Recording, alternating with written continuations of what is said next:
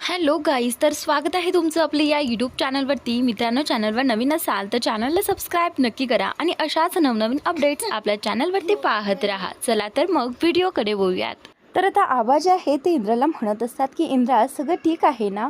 नाही म्हणजे राणी काय म्हणते? तर त्यावेळी आता इंद्रा बोलतो की आबा, ती परीक्षा द्यायला नाही म्हणते. तर आता आबांना कळतं की नक्कीच काहीतरी घडलं असेल, तेव्हा राणी पेपर द्यायला नाही म्हणते. तर त्यानंतर आबा बोलतात की ठीक आहे, मी बोलतो तिच्याशी. तर आता राणी जी आहे ती भांडे घासून आतमध्ये भांडे घेऊन येत असते. तेवढ्यात आबा तिला आवाज देतात आणि त्यावेळी तिला बोलू लागतात की राणी, माझ्यासाठी एक ग्लास पाणी घेऊन ये.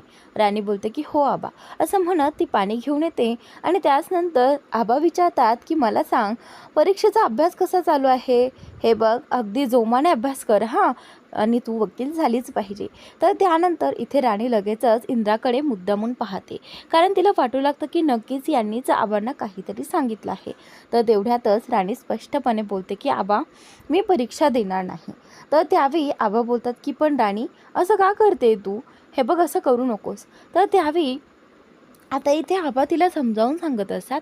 तेवढ्यात तिथे मालती येते.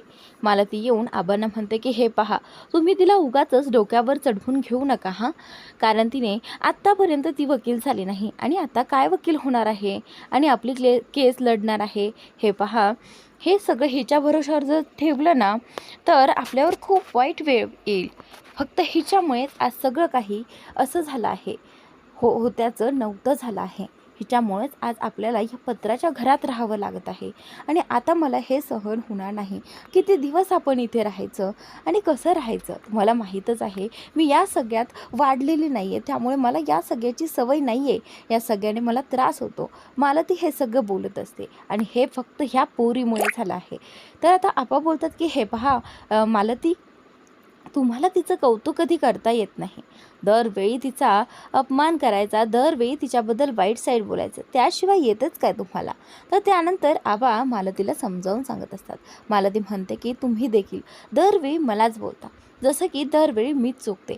तर त्यानंतर आता इथे आबा बोलतात की तुम्ही ना आता बोलूच नका. त्यानंतर इथे राणी बोलते की हे पहा आबा आणि मॅडम, तुम्ही प्लीज एकमेकांशी भांडू नका आणि तेही माझ्यासाठी तर अजिबात नाही. आबा, मला परीक्षा नाही द्यायची, तुम्ही नका काळजी करू. आणि मालती मॅडम, हे पहा, मी नाही देणार परीक्षा, पण प्लीज तुम्ही दोघं असे भांडू नका. असं म्हणत राणी आतमध्ये निघून जाते. आणि त्याचनंतर आता इकडे आबांना त्या गोष्टीचं वाईट वाटतं, कारण राणीने एवढी सगळी तयारी केलेली असते आणि फक्त मालतीमुळे तिने परीक्षा द्यायला नाही म्हटलेलं आहे. तर त्याचनंतर आता इथून मालती देखील बाहेर निघून जाते. आणि त्याचनंतर आता इकडे इंद्राला कळून चुकलं आहे की राणीच्या मनात फक्त आईनेच हे सगळं भरवलं आहे, त्यामुळे राणी पेपर द्यायला नाही म्हणते.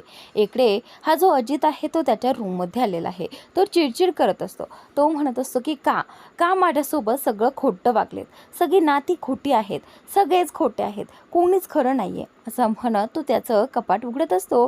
तेवढ्यात आई येते. आई त्याच्या खांद्यावरती हात ठेवते आणि बोलते की हे बघ अजित, प्लीज असं नको वागूस, एवढा त्रास स्वतःला करून घेऊ नकोस. तर त्यावेळी अजित बोलतो की आई सांग ना, माझं काय चुकलं होतं? मी त्या माणसाला माझा बाप मानला आणि मला तो तेवढं प्रेमही देत होता आणि मला ते प्रेम हवं होतं ग आई. मला लहानपणापासून कधीच बापाचं प्रेम मिळालं नाही आणि आता मिळत होतं तर ते सगळं खोटं होतं.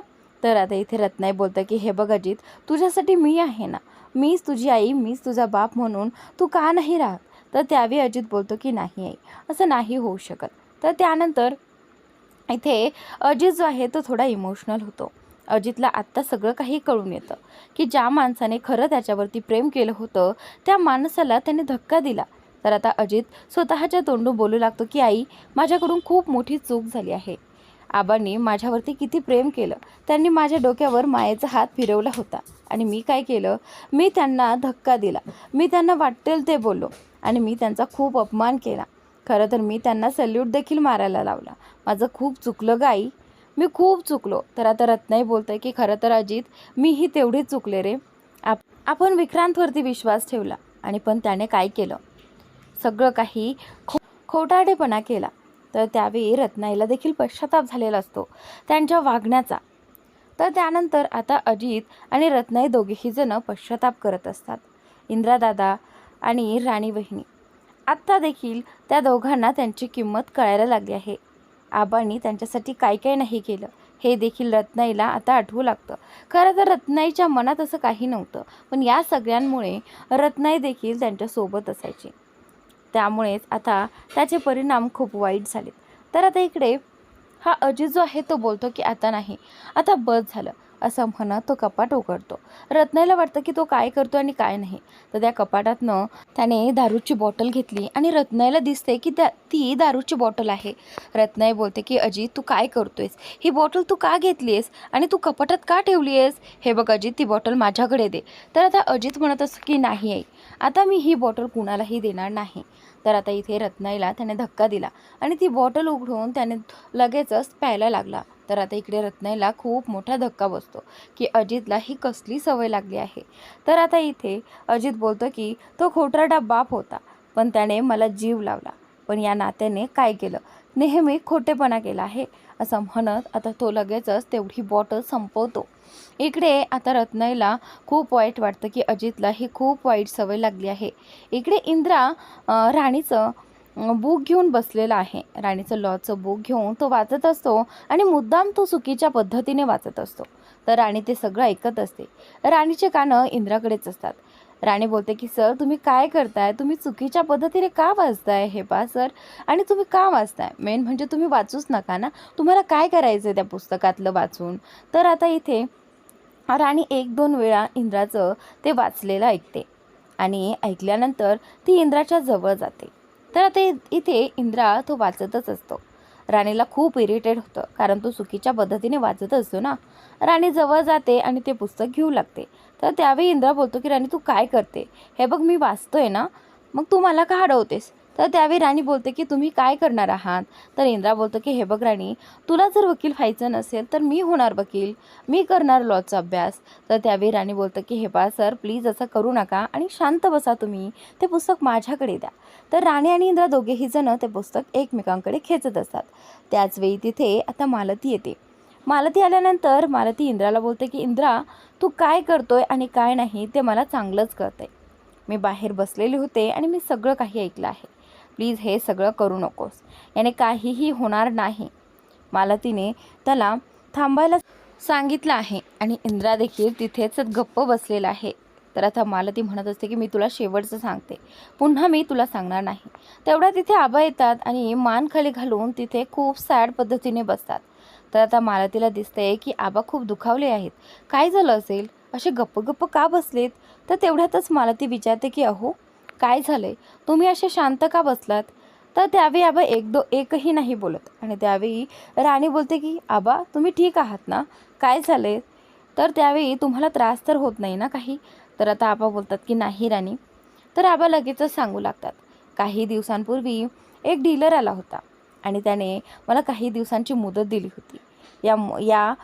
काही दिवसांमध्ये जर तुम्ही तुमची फॅक्टरी मिळवू शकलात तर तुम्ही ती मिळवू शकता, पण या मुदतीनंतर मी तुम्हाला ती फॅक्टरी देणार नाही आणि मला ती घ्यायची आहे, असं म्हणत आता ती मुदत संपली आहे. आबा त्यांना सांगू लागतात. तर तेवढ्यातच आता आबा बोलतात की आता आपली फॅक्टरी आपल्या हातात न जाणार, म्हणून आबा खूप दुःखी असतात.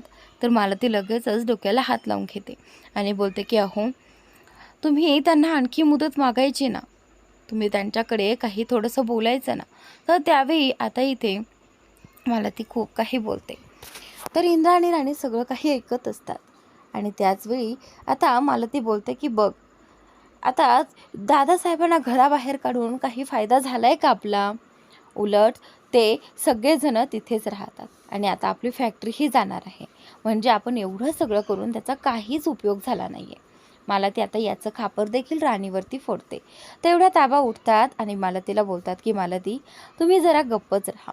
तर त्यानंतर आता इथे इंद्रा आबांना म्हणतो की आबा आपण ना असं काहीतरी करूयात, आपण राणीला सांगून त्या जो काही डीलर आहे त्याला जरा लॉचं ऐकूयात, म्हणजे जर तुम्ही ही कंपनी घेतली तर आम्ही तुमच्यावरती काहीतरी दावा ठोकू, कारण ही फॅक्टरी जी आहे ती आमची आहे आणि आमच्या भावाने फसवणूक करून आमच्याकडून घेतली आहे आणि ती जर तुम्ही घेतली तर आम्ही तुमच्यावरही असा काही दावा ठोकू शकतो. राणी असं तू करशील ना.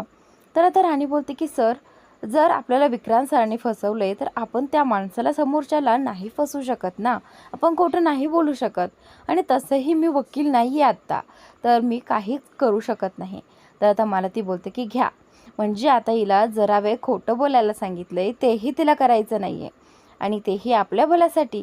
तर आता इथे मालती लगेचच बोलते की बघा, ही मुलगी अशी आहे, ऐनवेळी पलटते. आणि मग तुम्ही कसं म्हणताय की ही आपल्या फॅक्टरीसाठी आपल्यासाठी काही करेल? हे पहा, हिला ना काहीच करायचं नाही आहे. हिला फक्त असं दाखवायचं की ही आपल्यासाठी किती काय काय करते. तर आता आबा बोलतात की मालती तुम्ही शांत बसा. तर त्यानंतर आबा त्यांना मालतीला शांत करते. त्यानंतर आता राणी इंद्राला बोलते की सर मी असं नाही बोलू शकत. तर त्यानंतर आबाही विचार करतात आणि थोड्याच वेळात इंद्रा बोलतो की आबा मी पाहतो, राणीला समजावून सांगतो. तर राणी आणि इंद्रा तिथून जातात. इकडे ही उर्मिला विक्रांतला म्हणत असते की मी हे प्रेग्नन्सीचं नाटक अजून नाही करू शकत आणि तुझी एक चूक लपवण्यासाठी तू किती खोटं बोलणार आहेस विक्रांत. हे बघ, तू या सगळ्यात मला अडकू नकोस. फक्त तुझ्या एका चुकीमुळे तू मला मध्ये अडकवलं आहेस, तुझं सत्य समोर येऊ नये म्हणून. तर आता विक्रांत बोलतो की हे बघ उर्मिला, तू मला समजून घे ना. या प्रेग्नन्सीमुळे माझं सत्य सगळ्यांसमोर आलं नाही आहे आणि जर आलं असतं तर कोणीच माझ्यावरती कधीच विश्वास ठेवला नसता. तर आता उर्मिला बोलते की नको ठेवू देत, त्याचं मला काहीच करायचं नाही, कारण तू विश्वास ठेवण्याच्या लायकीचाच नाही आहे, तू तेवढं डिझर्वच करत नाही. तर आता अशा बोलण्याचं विक्रांतला वाईट वाटतं. तर आता इकडे उर्मिला म्हणत असते की मी आत्ता जाऊन आईला सगळं काही सांगते. विक्रांत आणि उर्मिला बोलतच असतात तेवढ्यात पाठीमागून रत्नई येते आणि तीही शॉक होते, पण खरं तर तिने काहीच ऐकलेलं नसतं. ती बोलते की उर्मिला, मी तुझ्यासाठी मेथीचे लाडू बनवले आहेत, तुला जसं भूक लागेल तसं खाऊन घे हां. तर आता उर्मिला बोलते की पण मी जर प्रेग्नंट नसेल आणि मला जर खावंच वाटलं नसेल तर. तर आता रत्नाई बोलते की म्हणजे मला कळलंच नाही. तर तेवढ्यातच आता इथे उर्मिला बोलते की मला जर खावंसंच वाटलं नाही तर. तर आता इथे विक्रांत लगेचच उर्मिलाला थांबवतो. उर्मिलाला म्हणतो की हे बघ उर्मिला, मला तुझ्याशी जरा महत्त्वाचं बोलायचं आहे, तू जरा बाजूला चलतेस का. तर त्यावेळी आता इथे रत्नाई तिला सांगत असते की या दिवसात काहीही खावंसं वाटलं तरीही तू मला सांग, मी ते तुझ्यासाठी बनवून देईन. पण उर्मिलाला जरा इरिटेट होत असतं, कारण ती प्रेग्नंट नसताना रत्नाईसारखं प्रेग्नेंट आहे म्हणत असते आणि तिला वाटतं की मी असं खोटं बोलू शकत नाही फक्त विक्रांतमुळे. तिला खरं तर रत्नाईला आत्ताच खरं सांगायचं असतं. तेवढ्यात विक्रांत तिला थांबवतो आणि खोटं बोलून तिला बोलतं की चल, मला तुझ्याशी खूप महत्त्वाचं बोलायचं आहे. पण उर्मिला म्हणत असते की नाही, मला नाही यायचे, मला रत्नाईशी बोलायचं आहे. तेवढ्यातच समोरून अजित येतो. अजित मोठ्याने आवाज देतो. खरं तर अजित ड्रिंक करून आलेला असतो, त्याला धड चालताही येत नाही. कसा बसा तो जिना उतरून खाली येतो आणि त्यानंतर तसाच धपकन खाली पडतो. तर आता इथे सगळेजण शॉक होऊन पाहतात. विक्रांत पाहतोय की अजित खूप प्यायला आहे. तेवढ्यात तो बोलतो की अजित तू एवढा प्यायलास. तर त्यानंतर विक्रांत सांगू लागतोस की तुला कळते का तू काय केलेस हे बघ, ही वाईट सवय आहे आणि अजून तू लहान आहेस. तर आता इथे अजित लगेचच त्याला पाठीमागे ढकलतो आणि बोलतो की हे बघ, मी काय करायचं आणि काय नाही करायचं ते मी ठरवेन, तू मला सांगायची गरज नाही आहे. आणि दूर हो, माझ्यापासनं दूर हो, तू खोटारडा आहेस. तू माझा खोटारडा बाप उभा केलास माझ्यासमोर. आता तू जर माझा खोटारडा बाप उभा करू शकतोस म्हणजे तू माझा खरा बापही आणू शकतोस ना. जा, आत्ता जा आणि माझा खरा बाप मला हवा आहे. अजित त्याच्यासमोर हट्ट करतो. विक्रांतला त्याचा प्रचंड राग येत असतो, पण आता त्याच्या आईसमोर तो गप्प असतो. तर त्यानंतर इकडे रत्नाईला खूप वाईट वाटत असतं अजितबद्दल. त्याने खूपच मनाला लावून घेतलेलं असतं आणि आता तर तो प्यायला देखील लागला आहे, म्हणून त्याची काळजी जरा जास्तच वाटू लागते. अजित खूप नाटक करत असतो, म्हणजे खरं तर ड्रिंक करून तो म्हणत असतो की मला सगळ्यांनी फसवलं आहे. तर आता इथे तो विक्रांतला खूप काही बोलू लागतो आणि हे उर्मिलाला सहन होत नाही. विक्रांत बोलतो की अजित चल, तुला मी रूममध्ये सोडतो, तू खूप प्यायला आहेस. पण आता अजित त्याला हातही लावू देत नाही. तेवढ्यातच आता उर्मिला बोलते की बस करा अजित भाऊजी, या सगळ्याचा मला त्रास होतोय. तुम्हाला माहिती आहे ना मी प्रेग्नेंट आहे आणि अशाने माझ्या बाळावरती काय परिणाम होईल, तुम्हाला कळत नाही आहे का. तर आता इथे अजितला शांत करण्यासाठी उर्मिलाने पुन्हा प्रेग्नन्सीचा बहाणा केला. तर त्यानंतर विक्रांत लगेचच तिच्याकडे पाहू लागतो. तेवढ्यातच रत्नाई बोलते की अजित, अरे बघ ना, वहिनी बरोबर बोलते. अरे ती प्रेग्नेंट आहे, तिला त्रास होईल या सगळ्या गोष्टीचा. चल बरं, तू आज चल माझ्याबरोबर. इकडे आता इंद्रा राणीला घेऊन बाहेर आलेला आहे, कारण त्याला तिच्याशी जरा महत्त्वाचं बोलायचं असतं. तिला समजावून सांगायचं असतं की राणी, ऐन वेळेस तू असं करू नकोस. तू एवढी मेहनत घेतलीस, तू एवढा अभ्यास केलाय आणि ऐन वेळेस तू पेपर द्यायला नाही म्हणतेस. हे बघ, असं करू नकोस, तुला वकील व्हायचंच आहे. तर आता राणी बोलते की नाही सर, आता मला वकील नाही व्हायचे. मी जर वकील झाले तर हे सगळं कोण सांभाळेल. तर आता इंद्रा बोलतो की नाही राणी, तू असं नाही करू शकत, तू सगळं काही हँडल करू शकतेस. तर आता इंद्रा तिला खूप काही उदाहरण देतो. राणी बोलते की सर, तुम्ही बोलताय ते ठीक आहे, पण मला खूप भीती वाटते. जर मी ही केस हरले तर तर इंद्रा बोलतो की हे बघ, तू काळजी करू नकोस. हरायची आणि जिंकायची गोष्ट, आधी हरण्याचा विचार तर डोक्यात आणूच नको. कारण हे बघ, आपल्याकडे उरलेलंच काय आहे हरायला. तू बघ ना, आपल्याकडे काय आहे. आपण हरलो तरी आपल्याकडून काय जाणार आहे, पण आपण जर जिंकलो तर आपल्याला काय मिळणार आहे हे तुला कळतं येणार. आणि त्यासाठी आपण प्रयत्न करायचे आणि ही केस जिंकायची. त्यामुळे तू स्वतःवरती बर्डन आणू नकोस की ही जर केस हरलो तर तुला सगळे काही ब्लेम करतील, याचा तू विचार करूच नको. तर आता इथे राणी त्याच गोष्टीचा विचार करत असते. पण राणी बोलते की सर, आता तुम्ही बोलल्यामुळे मला जरा डोक्यात येते.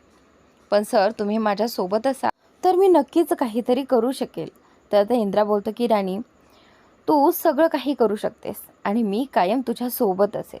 तर आता राणी जी आहे ती इंद्राला हो म्हणते. राणी बोलते की सर ठीक आहे, मी परीक्षा द्यायला तयार आहे. तर आता राणीने आता जोमाने अभ्यास करायचं ठरवलं आहे. राणी लगेचच तिथे तिच्या टेबलपाशी जाते आणि तिचं ते पुस्तक हातात घेते आणि एक स्माईल देऊन लगेचच पुस्तक उघडून अभ्यासाला बसते. तर पुढील भागात राणी रात्रभर अभ्यास करत असते. तिला झोप आली तरीही तिने मधनं उठून तिने अभ्यास कंप्लीट केलेला आहे. तर मित्रांनो, आजचा भाग इथेच संपतोय. पुढील भाग पाहण्यासाठी आपल्या या चॅनलला सबस्क्राईब नक्की करा.